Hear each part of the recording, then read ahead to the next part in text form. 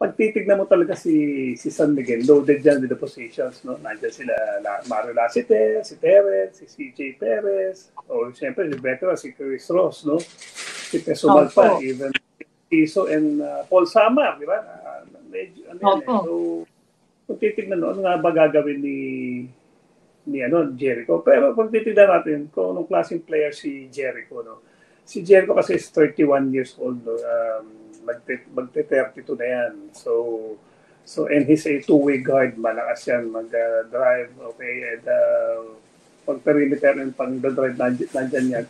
And isa rin yan sa mga parang sa tagal sa paglalaro, alam na yung paano maglaro and naaasahan. And one thing about Jericho, hindi lang siya lang, kasi minsan pag player na pag-uusapan natin, nakikita natin yung galing umupensa, ganti sunod. Kasi Jericho meron din, pero ang hindi nila alam, yung ibigay ni Jericho sa depensa. Okay, magaling na wing starter din si Jericho because of his height and his build and his quickness. Pagdating sa depensa, naasahan din niya si Jericho. So, ang sa akin kasi, bakit yung sinasabi natin, may punto naman sila, pero hindi ba nila napag-isip-isip? Yung nasa isip na, ba't hindi naman naisip ng San Miguel Management yun? Di ba? Ba't kukunin pa nila? At mag-o-offer ng maganda. Okay? One thing na nakikita ko sa akin lang, no, siyempre, si Jericho, since joining the league, no, isang beses nga nakapag-champion, pare, noong 2016 sa Rain or Shine. Siguro nakikita niya na dito siya sa San Miguel. And alam mo, ang kinalala kasi ng isang team, hindi naman yung first five, yung second five.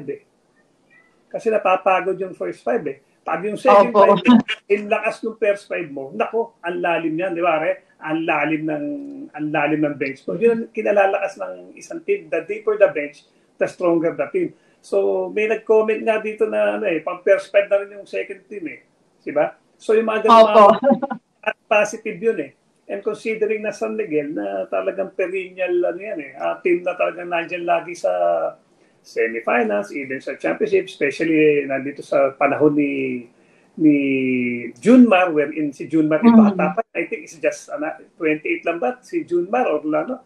So the more na, hindi ko alam yung age, 28, 29, pero ang dami pa. So many years ahead na kay Junmar na medyo pag naibalik lang yung 100% na laro ni Junmar, yung kanyang stability, yung kanyang strength, lahat, babalik na naman yung dati, di ba? Parang sabi nga ni Coach Terry, babalik na naman yung panahon na ipinanguutang mo na yung mga darating na bonus. Siyempre, bilang player, sa amin dumarating yan, bilang player, I'm not getting younger. Siguro sabi ni Jericho, ito yung opportunity. 3-year contract, I'm turning 32. So, 32, 33, 34, 35. O siguro, why don't, take this opportunity? Siguro, mas maganda offer.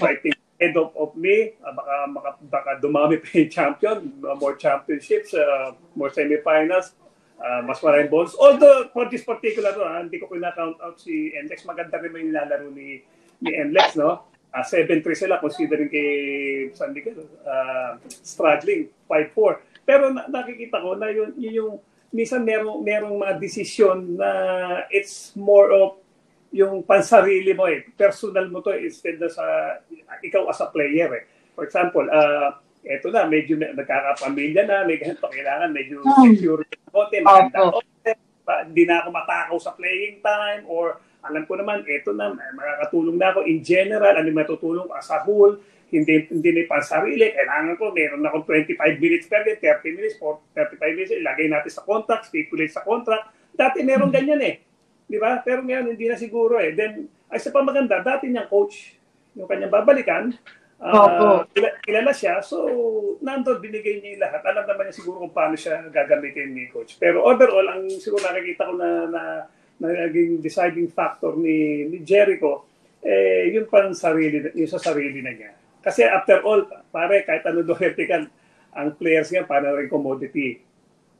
Diba? Kahit mabait na magandang, kahit loyal ka sa team, pag gusto ka ito, matitrade. So, ganun din. Ito opportunity. Ganyan lang yan, trabaho lang.